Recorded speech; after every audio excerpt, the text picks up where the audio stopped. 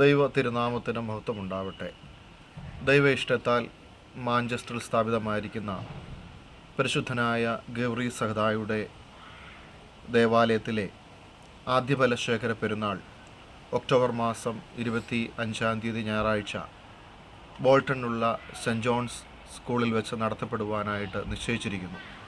രാവിലെ വിശുദ്ധ കുർബാനയും തുടർന്ന് ആദ്യഫല ശേഖര പെരുന്നാളും നടത്തുവാനായിട്ടാണ് ഇടവക തീരുമാനിച്ചിരിക്കുന്നത്. നമ്മുടെ ദേവാലയത്തെ സംബന്ധിച്ച് പറയുകയാണെങ്കിൽ 2014 നവംബർ മാസത്തിൽ ഒരു ദേവാലയം സ്വന്തമായി വാങ്ങുവാൻ സാധിച്ചു. അതിൻ്റെ നിർമ്മാണ പ്രവർത്തനങ്ങൾ തുടർന്നുകൊണ്ടിരിക്കുകയാണ്. അതിൻ്റെ അവസാന ഘട്ടത്തിലേക്ക് കടന്നു വരുന്ന ഈ സന്ദർഭത്തിൽ ഈ വർഷത്തെ ആദ്യഫല ശേഖര പെരുന്നാളിന് വളരെയധികം പ്രാധാന്യമുണ്ട്.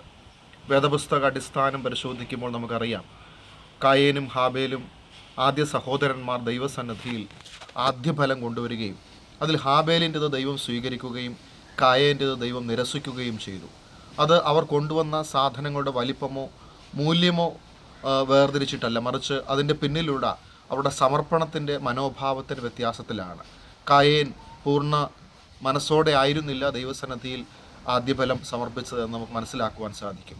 അതുകൊണ്ട് നിങ്ങൾക്ക് ദൈവം നൽകിയിരിക്കുന്ന ഒരു അനുഗ്രഹത്തിൻ്റെ ഒരു പ്രത്യുപകാരം എന്ന നിലയിൽ ദൈവസന്നിധിയിൽ നമ്മുടെ ദശാംശങ്ങൾ നൽകുവാനായിട്ട് നമുക്ക് ബാധ്യസ്ഥതയുണ്ട്.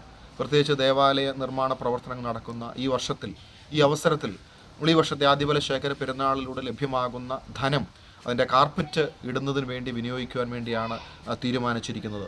ഏകദേശം 7500 പൗണ്ടോളം ചിലവ് വരുന്ന ആ കാർപ്പറ്റിംഗ് പൂർത്തീകരിക്കുവാനായിട്ട് നിങ്ങളുടെ എല്ലാവരുടെയും പ്രാർത്ഥനയും സഹകരണവും ഈ വർഷത്തെ ആദ്യഫല ശേഖര പെരുന്നാളിൽ ഉണ്ടാകണം.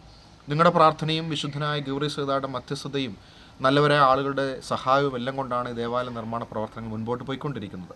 അതുകൊണ്ട് തന്നെ ഈ വർഷത്തെ ആദ്യഫല ശേഖര പെരുന്നാളിലും നിങ്ങളെല്ലാവരും നേർച്ച കാഴ്ചകളോടെ വന്ന് സംബന്ധിക്കുകയും പ്രാർത്ഥിക്കുകയും അത് വിജയിപ്പിച്ച് നമ്മൾ മുന്നിൽ കാണുന്ന ആ ഉദ്ദേശം പൂർത്തീകരിക്കുവാനായിട്ട് നിങ്ങളുടെ എല്ലാവരുടെയും സഹായവും സഹകരണവും ഉണ്ടാകണമെന്ന് വിനീതമായിട്ട് ഞാൻ അഭ്യർത്ഥിക്കുന്നു. ദൈവം നിങ്ങളെ എല്ലാവരെയും അനുഗ്രഹിക്കട്ടെ.